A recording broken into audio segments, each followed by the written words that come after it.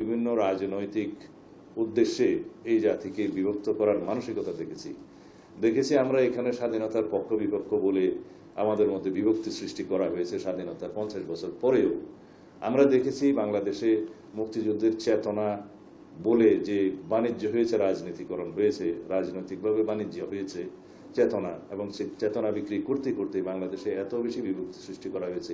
সেই জায়গা থেকে আমাদেরকে বেরিয়ে আসতে হবে, কারণ বাংলাদেশের সমস্ত মানুষ মুক্তিযুদ্ধকে ধারণ করেছে। মুক্তিযুদ্ধে সবাই সশস্ত্র সংগ্রামে না থাকলেও মানসিকভাবে সেই মুক্তিযুদ্ধের পক্ষে ছিল, এবং বাংলাদেশের সমস্ত মানুষ স্বাধীনতার পক্ষে ছিল।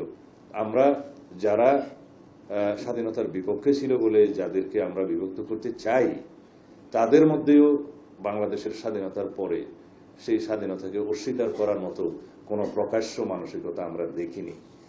যারা হয়তো বাংলাদেশের স্বাধীনতাকে গ্রহণ করতে পারেনি, তাদের মধ্যে কিছু কিছু ভিন্ন চিন্তা থাকতে পারে, কিন্তু সেরকম দুঃসাহস বাংলাদেশে কেউ দেখায়নি যে বাংলাদেশের স্বাধীনতাকে অস্বীকার করার মতো কোনো বিভক্তিমূলক বক্তব্য দিয়ে আজ পর্যন্ত আমরা দেখিনি। যদিও আমরা মনে করি বাংলাদেশের স্বাধীনতার পক্ষে বিপক্ষে এই বক্তব্য দিয়ে আমরা ঐক্যবদ্ধ জাতিকে বিভক্ত করা, এটা আমাদের কাম্য হতে পারে না। এটা আমরা কেউই এই 54 বছর পরে স্বাধীনতার কামনা করতে পারি না। যেহেতু আমাদের উদ্দেশ্য হচ্ছে এবং আমাদের প্রত্যাশা 2024-এর ছাত্র গণ অভ্যুত্থানের আকাঙ্ক্ষা, শহীদের রক্তের আকাঙ্ক্ষা হচ্ছে আমরা একটি ঐক্যবদ্ধ জাতি হিসাবে এগিয়ে যাব, এবং এই জাতি একমাত্র আমাদের উদ্দেশ্য হতে পারে একটি বৈষম্যহীন, সাম্যভিত্তিক, মানবিক মর্যাদা ভিত্তিক, সামাজিক সুবিচার ভিত্তিক রাষ্ট্র বিনির্মাণের জন্য, সমাজ বিনির্মাণের জন্য, সরকার ব্যবস্থা বিনির্মাণের জন্য, যার মধ্য দিয়ে আমাদের অর্থনৈতিক মুক্তি ঘটবে। এবং সেই লক্ষ্যেই আমরা রাষ্ট্র কাঠামো সংস্কারের জন্য অবিরাম চেষ্টা করছি। এবং আমাদের বিএনপির পক্ষ থেকে আরও বছর দুয়েক আগে আমরা 31 দফা প্রণয়ন করেছি, জাতির সামনে আমরা এটা উপস্থাপন করেছি। তার প্রধানই বক্তব্য হলো এই রাষ্ট্রের রাষ্ট্র কাঠামো মেরামত করতে হবে, সংবিধানের গণতান্ত্রিক সংস্কার করতে হবে, এবং সমস্ত প্রতিষ্ঠানের মধ্যে গণতান্ত্রিক সংস্কার আনতে হবে, যাতে করে আমাদের স্বাধীনতার মূল আকাঙ্ক্ষা আমরা পূরণ করতে পারি। এবং সেই আকাঙ্ক্ষা হচ্ছে আমরা একটি বৈষম্যহীন, শক্তিশালী গণতান্ত্রিক রাষ্ট্র বিনির্মাণ করতে হবে। সেই আকাঙ্ক্ষাকে বাস্তবায়নের জন্য আজকে যে আলোচনা এখানে হয়েছে, তাতে আমার কাছে প্রায় সময় মনে হয়েছে আমাদের বোধহয় টার্গেট এরিয়া হচ্ছে হিল ট্র্যাক্টস। নো, আমাদের টার্গেট এরিয়া কিন্তু হিল ট্র্যাক্টস হতে পারে না। কারণ যারা উপজাতি হিসেবে নিজেদেরকে পরিচয় দিচ্ছে, আমরা সংবিধানে আমরা যাদেরকে উপজাতি বা আধা উপজাতি বা ক্ষুদ্র নৃতাত্ত্বিক জনগোষ্ঠী হিসেবে অভিহিত করছি, যাদেরকে ইভেন আমরা ঐতিহাসিকভাবে অভিবাসী বলে অভিহিত করতেও পারি, তারা সবাই কিন্তু শুধু পার্বত্য অঞ্চলেই ধারণ করে আছে তা নয়, তারা সবাই পার্বত্য অঞ্চলের অধিবাসী তাও নয়। আপনাদের সমস্ত বর্ডার এরিয়াতে বিভিন্ন এরকম নৃতাত্ত্বিক জাতিগোষ্ঠীর আপনারা অস্তিত্ব পাবেন, এবং তারা বেশ ভালো জনসংখ্যায় আছে।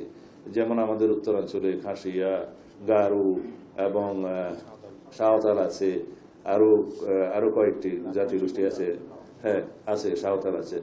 তো অনেকগুলো জাতিগোষ্ঠী আছে, তারা বর্ডার এরিয়াতে আছে, তারা তো প্লেন ল্যান্ডে আছে।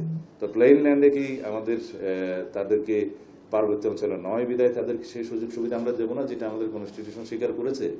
আমাদের কনস্টিটিউশনে যেহেতু আর্টিকেল 27-এ সমতার কথা বলেছে যে প্রত্যেক নাগরিক আইনের দৃষ্টিতে সমান, কিন্তু কেউ কেউ আইনের দৃষ্টিতে মোর equal than the every citizen.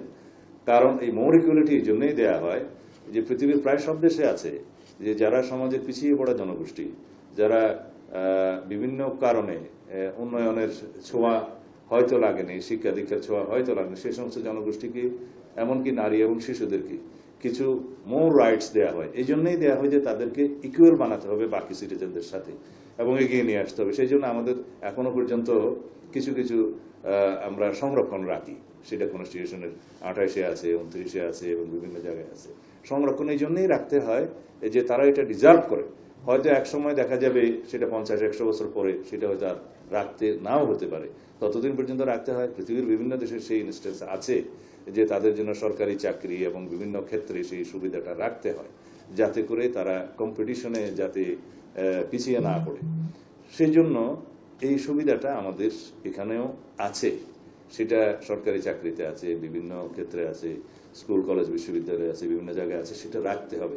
সেই সুবিধাটা আমরা বর্ডার এরিয়ার প্লেন ল্যান্ডের যারা উপজাতি বা আধা উপজাতি বা ক্ষুদ্র নৃতাত্ত্বিক জনগোষ্ঠী আছে, তাদের ক্ষেত্রেও আমরা এটা প্রযোজ্য করি। অতি অবশ্যই সেই জিনিসটা আমাদের মাথায় রাখতে হবে। কিন্তু যে সমস্ত বক্তব্য আজকে শুনলাম, এবং আমরা অবশ্যই আমাদের জ্ঞান কম থাকলেও আমরা আগে থেকেই জানি যে আমাদের হিল ট্রেডস নিয়ে একটি আন্তর্জাতিক পরিকল্পনা বিভিন্ন সময় থেকে চালু আছে এবং সেটা অনেক পুরনো। সেই বিষয়ে আমাদের